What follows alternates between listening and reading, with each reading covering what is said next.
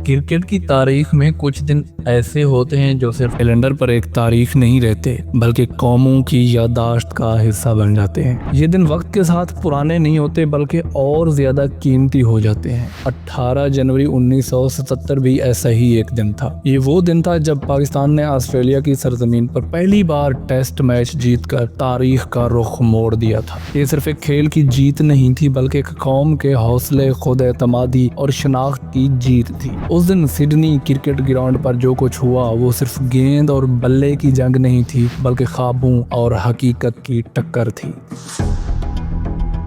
इस कहानी का हीरो एक नौजवान था जिसका नाम इमरान खान था। उस वक्त वो आज जैसा बड़ा नाम नहीं थे, ना लेजेंड कहलाते थे, ना ही उन्हें दुनिया का खतरनाक बॉलर माना जाता था। वो सिर्फ एक ऐसा खिलाड़ी थे जिसके दिल में बड़ा बनने का ख्वाब था। लोग उन्हें मीडियम पेसर कहते थे मगर वो खुद जानते थे कि उनके अंदर इससे कहीं ज्यादा ताकत है। वो ताकत जो सिर्फ जिस्म में नहीं बल्कि दिल और हौसले में होती है। 1976 और 77 का ऑस्ट्रेलिया का दौरा पाकिस्तान के लिए बहुत मुश्किल था। ऑस्ट्रेलिया उस वक्त क्रिकेट की दुनिया का बादशाह था। उनकी टीम में ग्रेग चैपल जैसे अजीम बैट्समैन और समझदार कप्तान थे। डेनिस लेली और जेफ थॉमसन जैसे फास्ट बॉलर थे जिनकी गेंदें बिजली की तरह आती थी। विकेट के पीछे रोड मार्च खड़ा होता था जो बैट्समैन को सांस लेने का भी मौका नहीं मिलता था। ये वो टीम थी जिसके सामने बड़ी बड़ी टीमें भी कांप जाया करती थी। पाकिस्तान टीम की क़ियादत मुस्तफ़ा मोहम्मद कर रहे थे। टीम में ज़हीर अब्बास थे जिनकी बैटिंग में खूबसूरती थी। जावेद मियांदाद थे जिनकी आंखों में जिद थी। आसिफ इकबाल थे जिनकी बैटिंग में वक़ार था। सरफराज नवाज थे जिनकी गेंद स्विंग करती थी और इमरान खान थे जिनके अंदर तूफान छुपा हुआ था। मगर दुनिया को उस तूफान का भी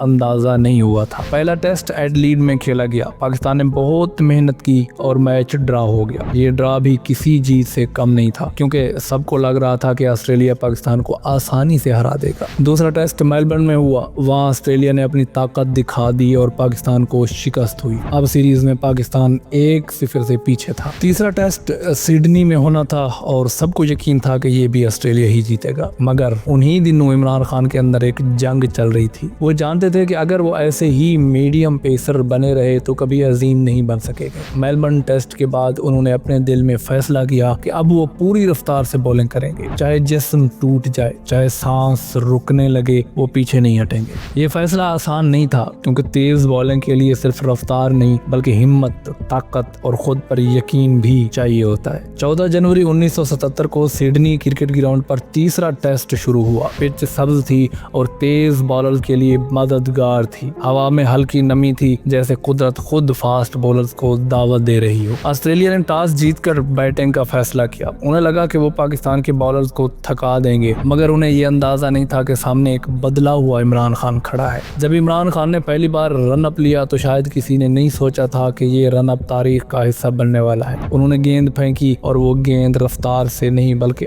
आग से आई। ऑस्ट्रेलियाई बैट्समैन चौंक गए। ये वो इमरान खान नहीं था जिसे वो पहले जानते थे। ये नया इमरान खान था जिसकी आंखों में खौफ नहीं बल्कि चैलेंज था। उन्होंने एक के बाद एक बड़े खिलाड़ी को आउट करना शुरू किया। Rick McCosker, Greg Chappell, David Hookes, Gary Cosier, Gary Gilmour, Max Walker, सब इस नौजवान के सामने बेबस नजर आए। इमरान खान ने 26 ओवर में 102 रन देकर 6 विकेटें हासिल की। सरफराज नवाज ने भी 3 विकेटें ली। ऑस्ट्रेलिया की टीम सिर्फ 211 रन पर आउट हो गई। सिडनी के तमाशाई हैरान थे, ये पाकिस्तान था या कोई नई ताकत। पाकिस्तान ने बैटिंग शुरू की तो सामने लिली और थॉमसन थे। गेंदें बिजली की तरह आ रही थी मगर पाकिस्तानी बैट्समैनों के दिल में खौफ नहीं था। आसिफ इकबाल ने कमाल की इनिंग खेली। उनके शॉट्स में सब्र भी था और खूबसूरती भी। उन्होंने 120 रन बनाए। जावेद मियांदाद ने 64 रन की लड़ाका इनिंग्स खेली। हारून रशीद ने 57 रन बनाकर साथ दिया। पाकिस्तान ने 360 रन बनाए और 149 रन की लीड हासिल कर ली। ये लीड सिर्फ नंबरों की नहीं थी बल्कि उम्मीद की लीड थी। अब ऑस्ट्रेलिया को दूसरी इनिंग्स खेलनी थी और इमरान को अपनी कहानी मुकम्मल करनी थी। उन्होंने फिर लंबे लंबे स्पेल किए। गेंद उनके हाथ से निकलती तो लगता जैसे वो अपना दिल गेंद में डाल रहे हों। एक मौके पर वो 4 4 घंटे तक मुसलसल बॉलिंग करते रहे, सिर्फ चाय के वक्फे के सहारे। जिस्म थक चुका था, सांस तेज थी मगर हौसला बुलंद था। उन्होंने दूसरी इनिंग में भी 6 विकेटें हासिल की। एलन टर्नर,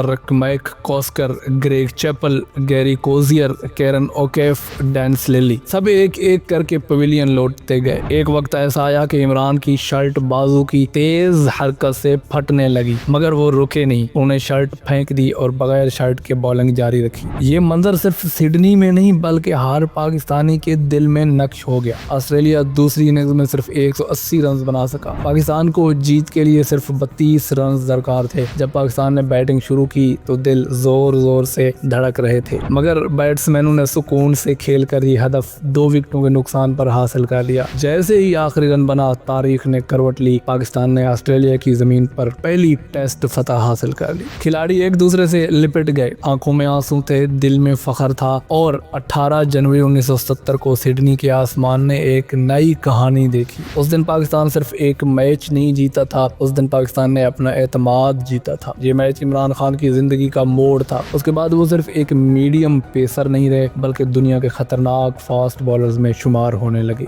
उसी मैच ने ये सोच बदल दी कि सब कॉन्टिनेंट से तेज बॉलर नहीं निकल सकते। उसी रास्ते पर चलकर बाद में वसीम अकरम, वकार यूनुस और शोएब अख्तर जैसे अजीम बॉलर पैदा हुए। ये जीत सिर्फ एक मैच की जीत नहीं थी बल्कि एक कौम के ख्वाबों की जीत थी। ये हमें सिखाती है कि अगर इंसान खुद को बदलने का फैसला कर ले तो तारीख भी बदल जाती है। इमरान खान की शर्ट फट गई थी मगर उस दिन पाकिस्तान का झंडा हमेशा के लिए बुलंद हो गया था।